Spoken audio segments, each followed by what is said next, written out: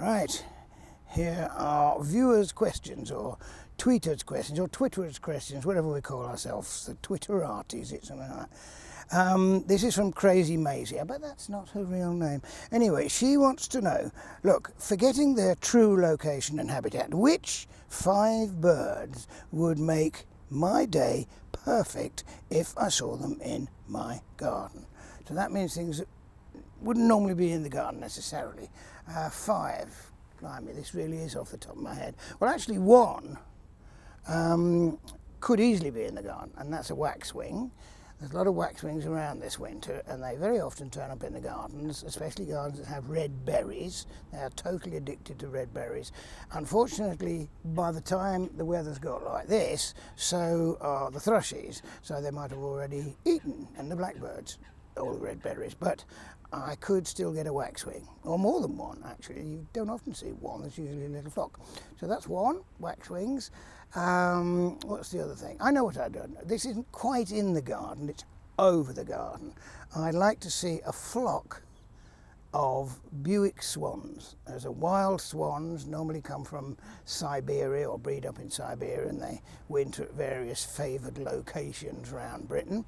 But I have once upon a time, years and years and years and years ago, seen 3 or 4 of them flying over the heath here, but never over my garden. So I want Bewick swans, waxwings, Bewick swans. Oh, it's like that game, isn't it? I went to market and I bought waxwing, Bewick swans. Yes, I know, a firecrest. Firecrest, that could happen too. Little goldcrest, teeny little thing, is relatively common. Firecrest, much the same size, but got this beautiful white eyebrows, absolutely gorgeous little bird, really sparkles, and if it's a male it's got this red crest, a fire crest hence. So I'd like a fire crest there, so that's a waxwing, fire crest, a Bewick swan. 2 more to go. What else would I like? Oh, I know, I'd like a rarity. I would like a rare thrush. Now, I don't mind which it is. There's 2 or 3 candidates here. Oh, I know which one. I was going to say red-throated thrush, black-throated thrush, eye-browed thrush. These are all from Siberia, but let's go the other way. What I would like to see is an American robin, because it's actually a big bird. American robin is about this big. You certainly wouldn't confuse it for an English robin. It's about 4 times as big and bold. It's got a sort of orangey red breast, and it's got this lovely dark head, a very almost black head, which fades into gunmetal grey, which may not sound attractive, but it is. And it's also got sort of white glasses on, sort of white eyebrows, little eye rings. So that's an American robin. And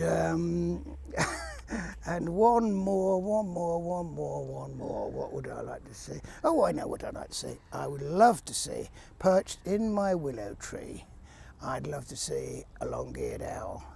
Or better still, I'd like to see a little roost of long-eared owls, because during the winter, long-eared owls do form these roosts, sometimes as many as maybe a dozen birds even. I think the most I've ever seen together is about 7 or 8. And it's fantastic because you can be looking at a tree and you cannot see them. They're so beautifully camouflaged. And then suddenly you'll see one, and it's these little tufts on the top of its head are not actually ears, they are just sort of ear tufts, as it were. And you'll see one there, and then you say, oh, there's another one, and there's another one. And if it opens its eyes, they're bright orange eyes, another one.